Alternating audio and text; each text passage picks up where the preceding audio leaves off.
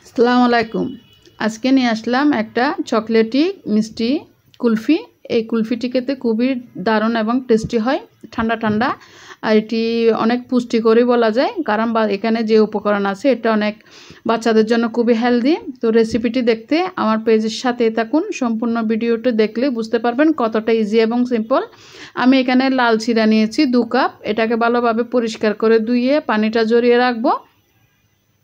এর মধ্যে দিয়ে দিচ্ছি স্বাদ মতো চিনি। আমি এখানে 4 টেবিল চামচ দিচ্ছি, তারপর আপনারা নিজেদের মতো নিয়ে নেবেন। একটু দিয়ে দিচ্ছি আমি লবণটা দিলে মিষ্টির ব্যালেন্সটা পারফেক্ট থাকে।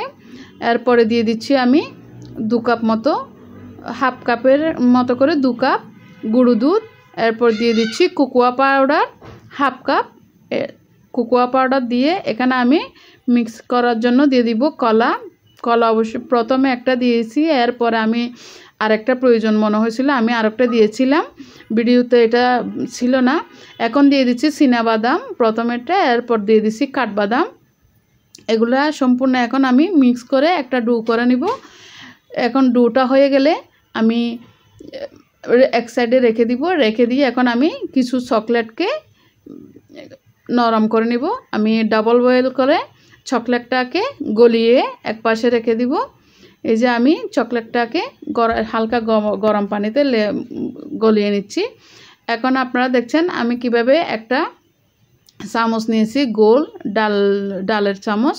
ওই চামচের মধ্যে আমি যে চিড়ার যে পুরটা ছিল ওই পুরটাকে আমি নিয়ে এর মধ্যে গর্ত করে আমি কনডেন্স মিল্কটাকে মধ্যেখানে ভালো করে দিচ্ছি। এরপর উপর থেকে আবার চিড়ার কিছু ডো দিয়ে আমি এটাকে আটকিয়ে দিয়ে এভাবে আমি সম্পূর্ণ পিঠাগুলো তৈরি করে নিব।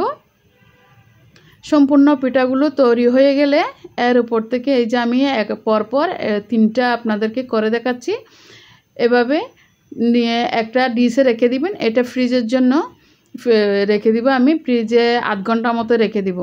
এখন এভাবে করে সম্পূর্ণ রেডি হয়ে গেলে আপনারা চকলেট যেটা আছে ওই চকলেটটাকে উপর থেকে ছড়িয়ে দিবেন। ছড়িয়ে দিয়ে এরপর সাদা যে তিল আছে তিলটাকে আমি জাস্ট গার্নিশের জন্য, তিলটা খেতে সুস্বাদু লাগে, গার্নিশের জন্য আমি উপর থেকে সাদা তিলগুলো ছড়িয়ে দিচ্ছি। আমি এখানে একরকম করে একটা বানিয়েছি। এখন আপনারা চাইলে 2 পিঠ যদি আপনারা চকলেটই করতে চান তাহলে আমি কিছু চকলেটের লিকুইড একটা প্লেটের মধ্যে নিচের থেকে ঢেলে দিয়ে তার মধ্যে আবার সেম প্রসেসে আমি কুলফিগুলো বানিয়ে নিয়েছি। বানিয়ে নিয়ে চকলেট দিয়ে এর উপরে দিয়ে আমি এটা ফ্রিজে ঢুকিয়ে রেখেছিলাম আধা ঘন্টা নর্মালে। এখন দেখেন ওখান থেকে বের করে একদম জমে গেছে। আর এইটা দুধে ভরপুর, চকলেটে কী যে স্বাদ সেটা যতক্ষণ না আপনারা নিজে বানাবেন না ততক্ষণ আমি বলতে পারবো না কতটা টেস্ট হয়েছে, অনেক পুষ্টিকর।